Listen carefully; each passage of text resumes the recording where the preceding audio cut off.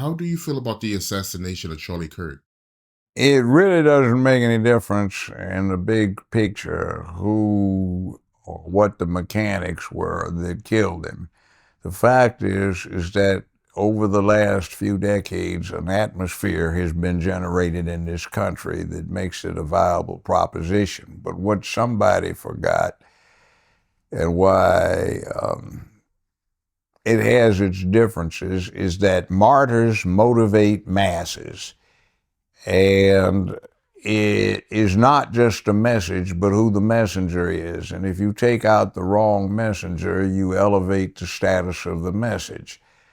Now, there's a great deal of debate on how the shot occurred, whether it's real, and the conspiracies that exist. But the real deal is that you've got, as I mentioned earlier or before, you've got some very highly motivated people who are fanatical about their cause, that rainbow cult thing. I'm not talking about the gay community. I'm talking about the rainbow cult that a lot of them don't like.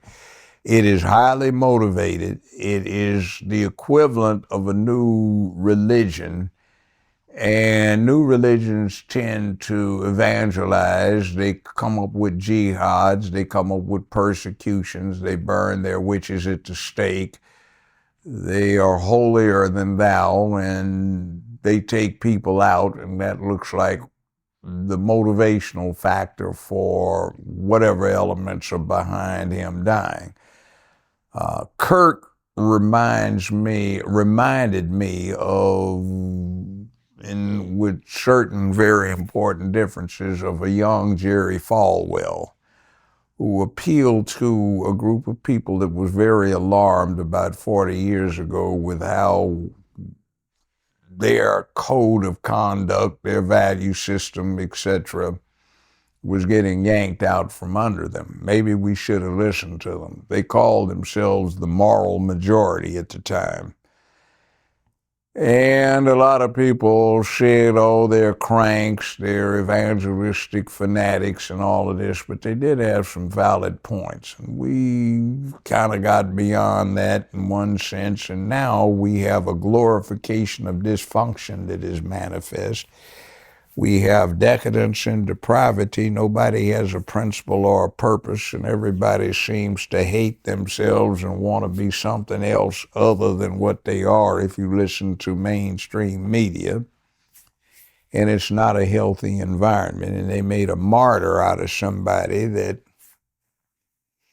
had a very large following. A very large following had developed, and that crossed a whole lot of lines. I know some young black guys that are really upset about them taking him out.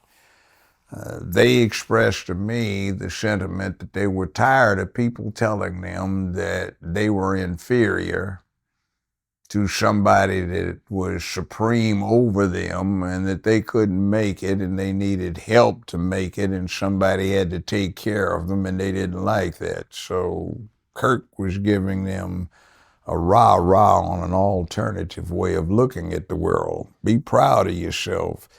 You know, some people get great joy in life about taking care of their business. TCB.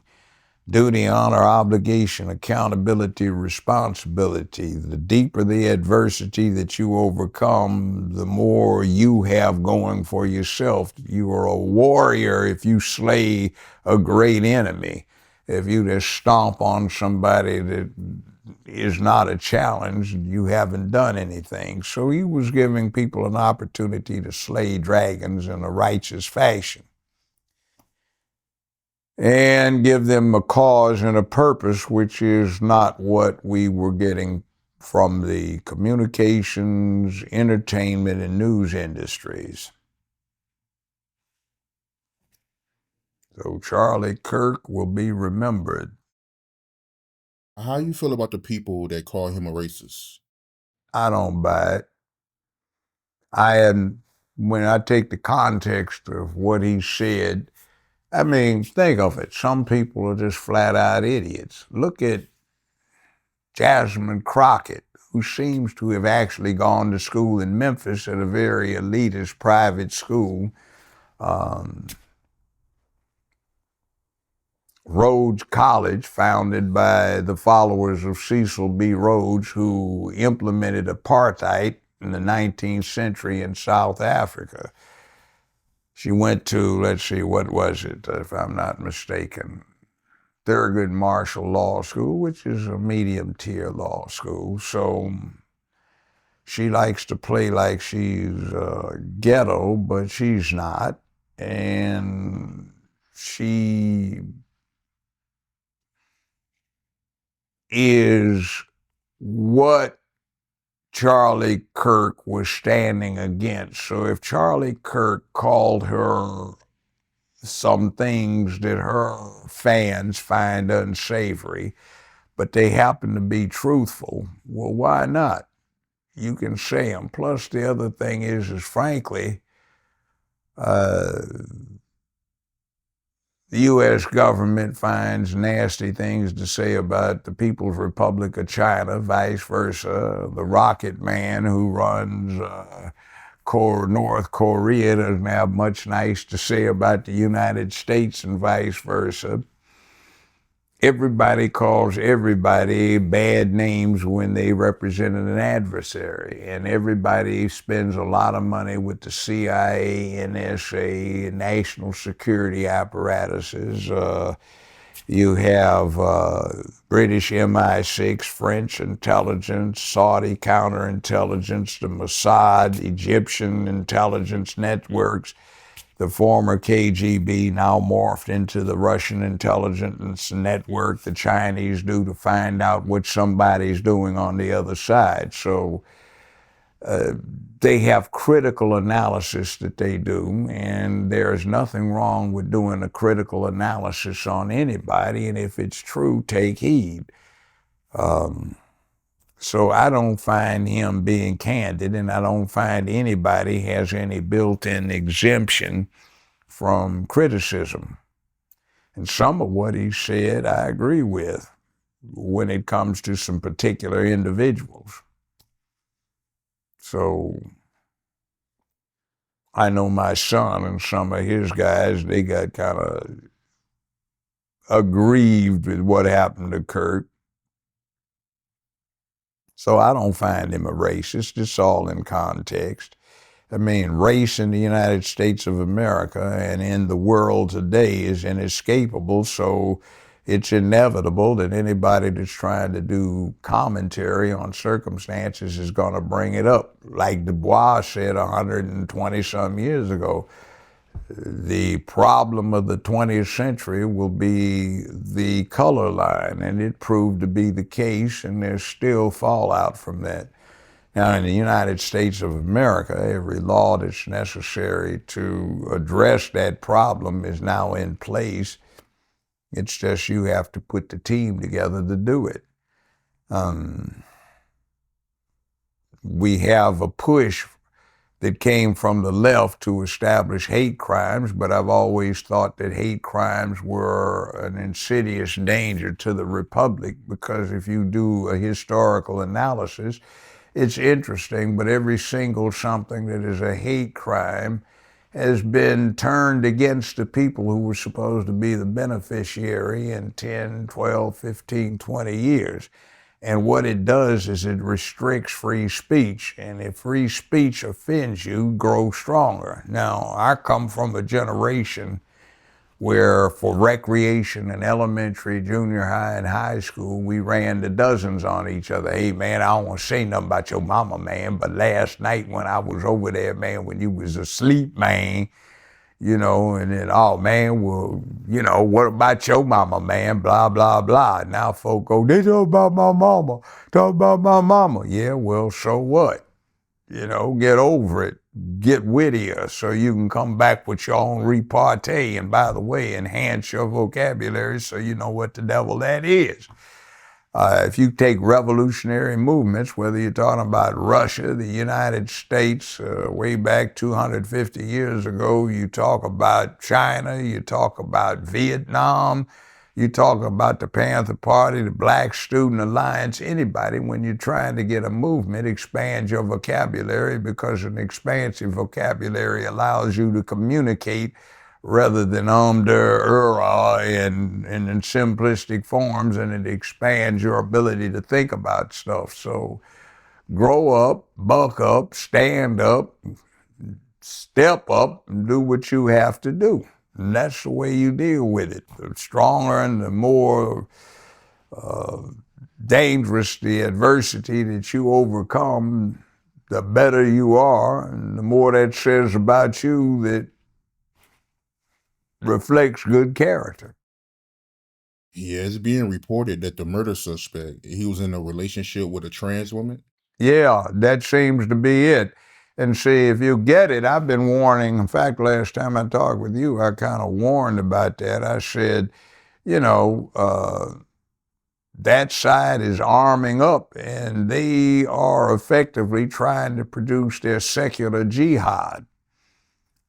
I think I mentioned the last time, I said, consider Buddhism. It's an ancient and honorable religion, but it has no deity. You can have one or not and still be a devout Buddhist. It's about a system and a philosophy.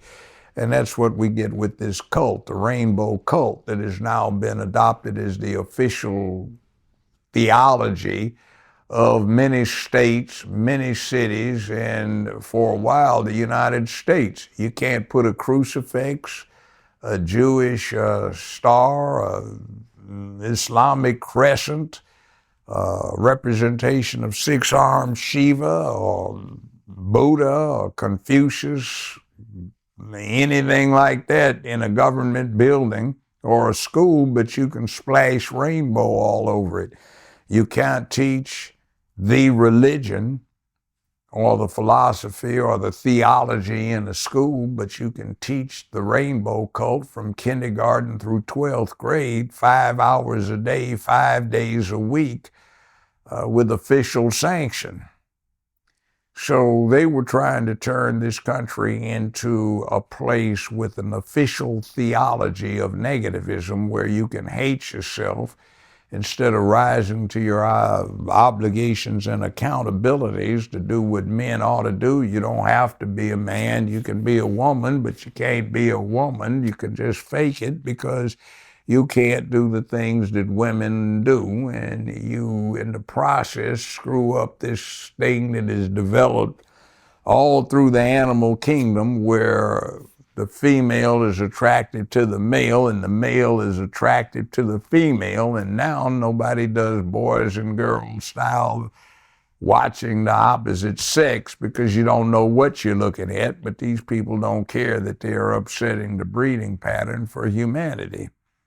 It is of little consequence to them because they hate themselves and they want to be something else. So you've got a philosophy that does not say, for example, back in the 60s, I'm black and I'm proud, or black power, or love thyself. What they do is they hate themselves and they want to be something else and take a moment to go take their children and go down like they're a pet and get fixed by the veterinarian. It's kind of crazy, but that's what we have is a counterculture that's set up. It's in minority status, probably 3 to 4% of the population would be in support of that, but they control the means of communication, or they have friends in the communications, entertainment, and news industry, and their position is constantly pushed. And we know from the Nazis and other people that if you tell a lie even long enough and loud enough, you can get anyone, including the liar, to believe it. People used to think that if you went to the edge of the world, you'd fall off. But now we have GPS and we can find our way, and everybody's got the app on their cell phone. So it's obvious that there's something up there in the sky orbiting around something round. So we know that the Earth's not flat, but you see, when you have a belief system, it doesn't have to be founded on reality, and that's a danger. I don't like him, but I respect his beliefs. Okay, well, why? Because the beliefs may be completely in error and it's not tested by the empirical process of experimentation. It's not carefully developed through theory, mathematics, and careful thought and analysis. It just happens to be something somebody wants to be the reality, but does not have to be any more real than some of the stuff you get on a horror movie at a movie theater, or some of the stuff that you see in the video games. So reality is a thing that people need to get back in touch with. And Charlie Kirk was the wrong person for that side to try and take out, because martyrs motivate masses. And I think they did something that was counterproductive to their cause. And when I say they, I mean the whole movement that it is represented, and whether or not there are individuals who happen to be off on that freak side. And that's what I think. They're mentally ill. I've dealt with a lot of mental illness in my profession over the last half century, so something needs to be done for them. But we don't need to say, okay, you are an unfortunate who was born deformed and missing an arm. The solution is not to cut everybody else's arm off, but to assist you in compensating for your loss. But we don't look at it that way. How you feel about all these people that's happy that Charlie Kirk got killed? All these celebrities. Well, a lot of these celebrities are not what you think. See, you think of the celebrities, hey man, this is deep, man. We got to go make a move on these dudes. Yeah, man. Jamal, we going to have to make a move. We going to have to take them out. See, that's the way you think of the celebrity, right? Down, gangster. When you see the celebrities, oh my God, I almost creamed on myself. The part was so exciting. It was so rough trade. Oh, Charlie, you should have seen it. So you see, the people that are real are the ones that are talking about the stuff that you don't like. They aren't the ones that you have in your mind's eye about the down brother, the real live action hero who is brave and courageous and proficient in firearms and martial arts, and he dares to do what no one else does. You see, the person that's playing the role is a straight out sissy that you could probably run up out of the club if you looked at him wrong. So when you see them coming out against somebody that, shall we say, was not in favor of their lifestyle and worldview, you can understand it. Plus, a lot of them are subsidized. See, Hollywood is a vicious place. That entertainment industry has an enormous amount of money that somebody can corner if they toe the line. So they're nice, dutiful little slaves. In Rome, they understood that. And it's not that they didn't like their Greco-Roman plays and dramas and comedies and such like, and tragedies. And it's not like the Romans didn't go to their theaters and pay rapt attention to the performances, but they looked at actors and actresses as a low caste of people who, instead of dealing with reality, dealt with fantasy and make-believe as their careers. So you're taking people who have spent essentially their entire adult lives in fantasy and make-believe, and you're trying to act like they count when the real world is involved. They don't. They are just tools. They are called talent. And in the Hollywood industry, it's even kind of a look down on them.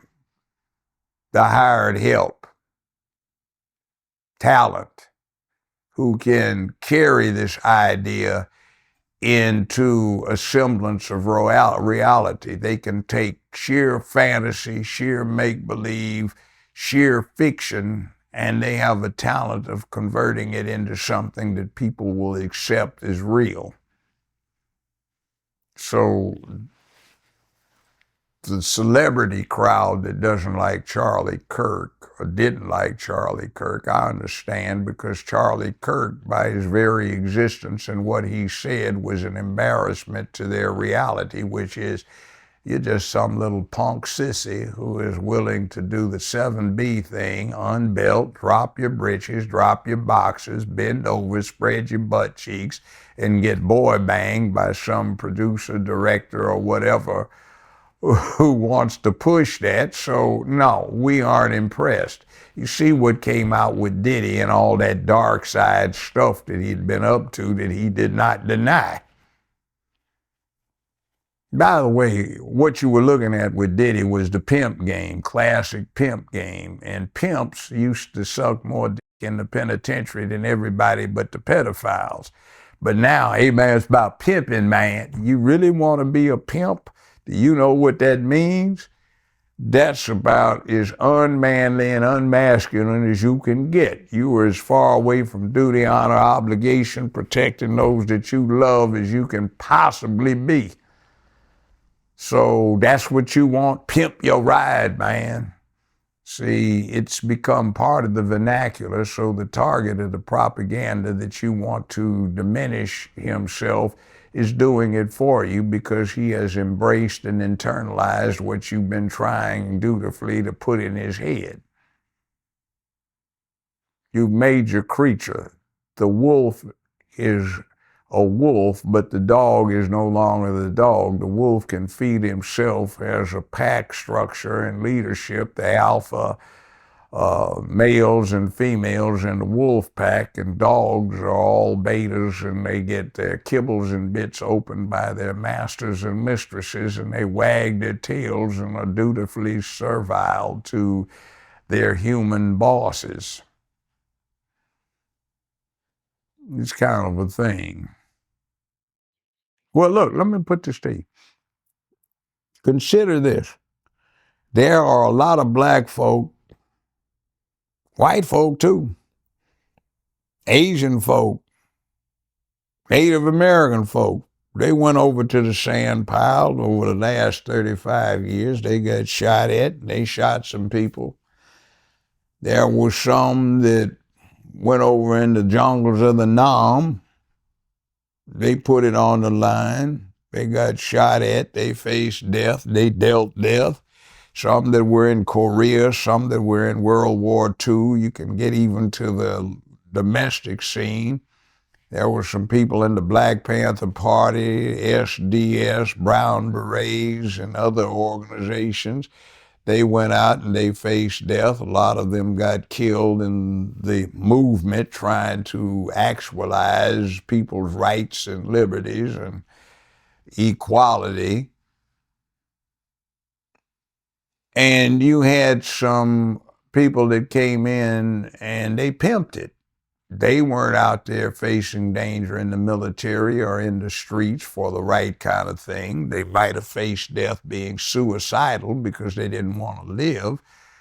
And they chose death not by suicide by cop, but suicide by neighbor. Provoke your neighbor into doing you the favor of taking your life, but in the meantime, in the effort to provoke him, you might take his life or her life. So it's not a healthy thing. So you have all of these people who have never faced adversity for real, who have play acted like they do, and are in this entertainment industry, this distraction industry, the propaganda industry, to get you to think in a fashion that's not in your best interest. And that's who we look at as leadership, not as people in the real world who actually can shoulder that mantle and take that war club or that baton and say, follow me, this is the way we go. And they haven't done that. They just play act. They are in the propaganda section. It's like Hollywood had all these war movies in World War II. Why we fight. So you had these Hollywood celebrities who played fighter pilots, played infantry sergeants, played tank commanders or ship captains, and they'd never set foot in a uniform for real, and nobody had ever shot at them, but they were in the propaganda corps, and they had this imagery of great warriors. So the reality is there are a whole lot of people that are walking around that have done this, but nobody pays attention to them. They just pick these celebrities that have never been there. But there are a few celebrities that have. Okay, Isaiah Washington, he was in the Marine Corps. You had Clint Eastwood, he was in the Marines. You had the late Lee Marvin, he got shot twice at Iwo Jima. You had a very prolific actor in Western movies. What is his name? He wrote a book, To Hell and Back. The name, I'm ashamed of myself for forgetting his name. He was the most decorated soldier in American history. Let me see if I can look it up. Hold on. He said he wrote a book called Hell and Back. To Hell and Back. Audie Murphy, he played in 41 Western movies. He wasn't but 5'6", but this guy was a real live badass. He got Congressional Medal of Honor, the Quality Gear, Victoria Cross, everything you can think of. He got every medal as possible for an American soldier to get. Brave man. But he was in the movie. Somebody like that just playing themselves, that's one thing. But we have so many people right now who have never done anything particularly heroic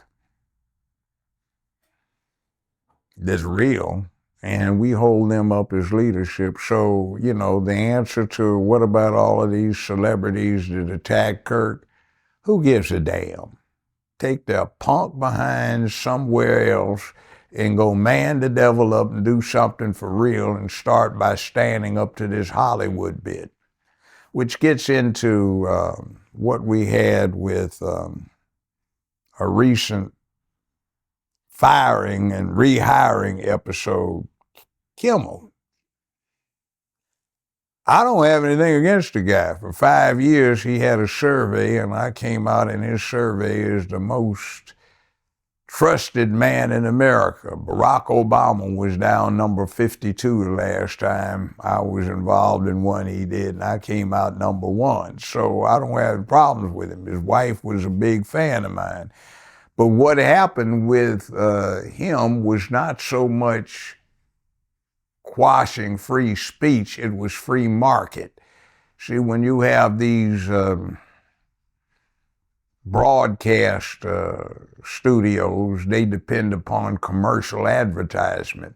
When you see an hour-long play, if you took out a stopwatch, you would find that the industry standard is 32 minutes of commercial advertisement and 28 minutes of content.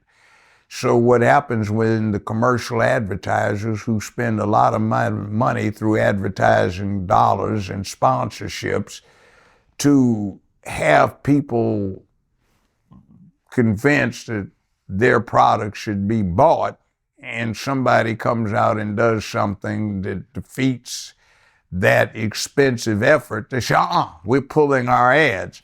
So the studio says, okay, Kimmel, we're pulling your show because our sponsors didn't want to sponsor you anymore. So when those sponsors left, well, the man had fans within the industry, and they sought other commercial sponsors who said, well, we have somebody that's with us who likes, you know, the other side too, so we'll support Jimmy and we will re-sponsor it. So they hire him, and what they usually do is they cut back his compensation and nobody talks about it.